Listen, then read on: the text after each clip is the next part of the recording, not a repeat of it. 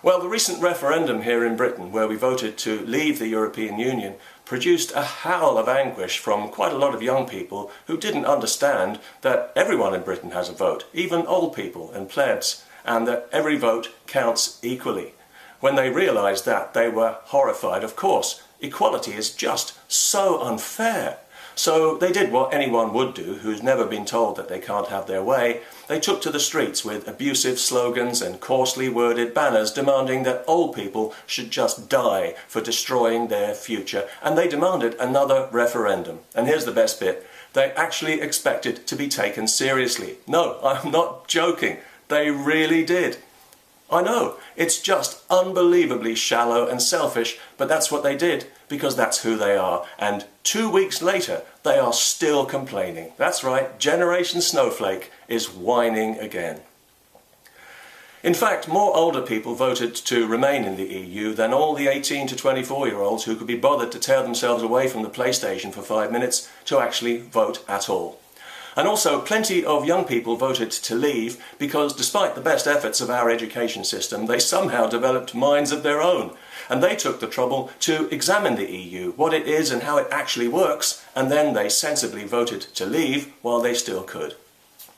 As for the supposedly broken promise that £350 million a week that goes to the EU would now be spent on the National Health Service, the whole point is that the elected government of this country now has control over how that money is spent, whereas before it didn't, and none of it went to the NHS, but now it can. Quite a lot of it went on EU propaganda in schools and universities, which is why so many young people just blindly assume that the EU is a great idea. Maybe they should ask the young people of Southern Europe how it's working out for them. In Greece, youth unemployment is now 50%. In Spain, 45%. Italy, 40%.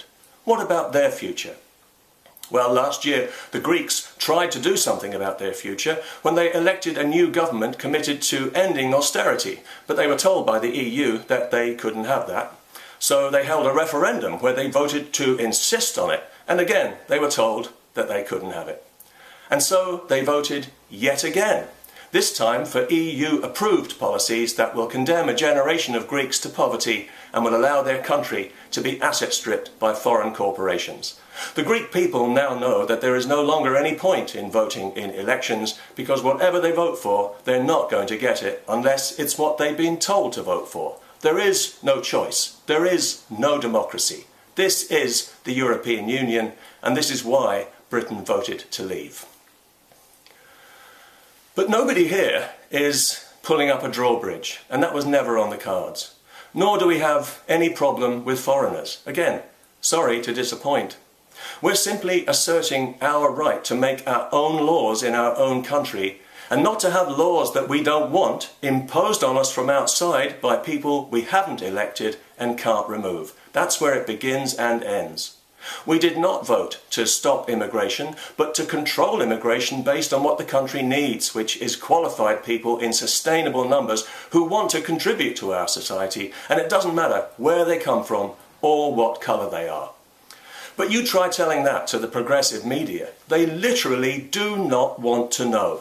Watch the appalling Christiane Amanpour's train wreck interview with the Conservative politician Daniel Hannan on CNN, where she's so determined to make it all about race and hate that she makes an undignified fool of herself and damages the credibility of her network. Not that it was great to begin with, in fairness, but hers was just one glaring example of the kind of treatment we got from the progressive media, who were absolutely disgusted with the British people.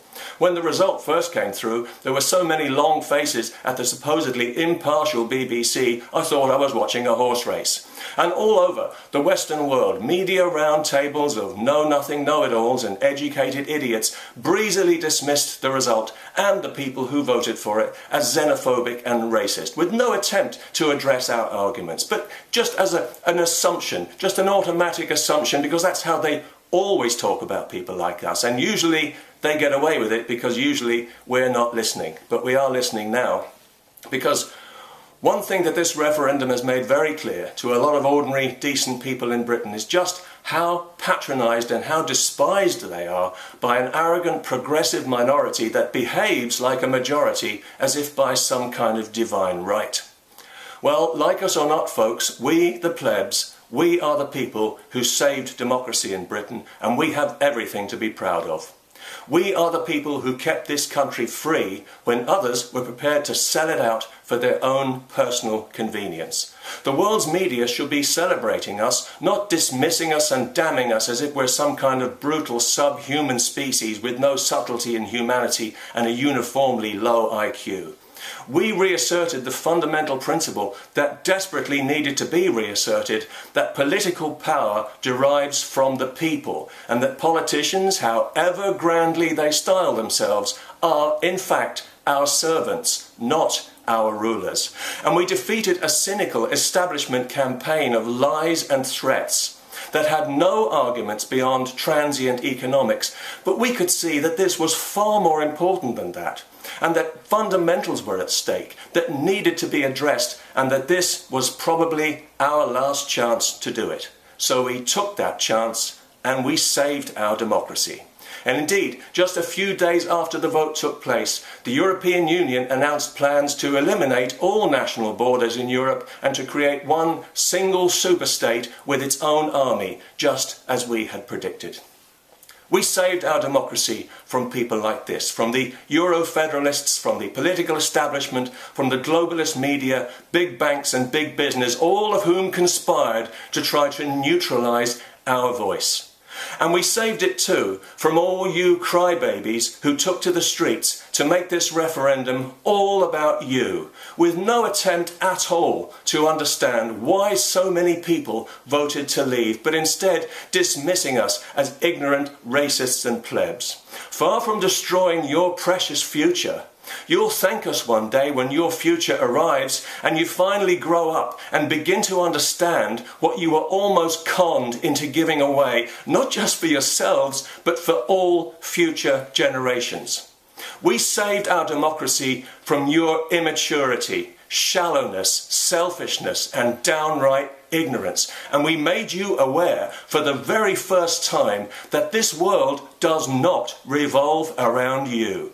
And given your hysterical, petulant reaction, if this is the harshest lesson that you pathetic inadequates ever have to learn in your miserable lives, you will be very lucky indeed. Peace.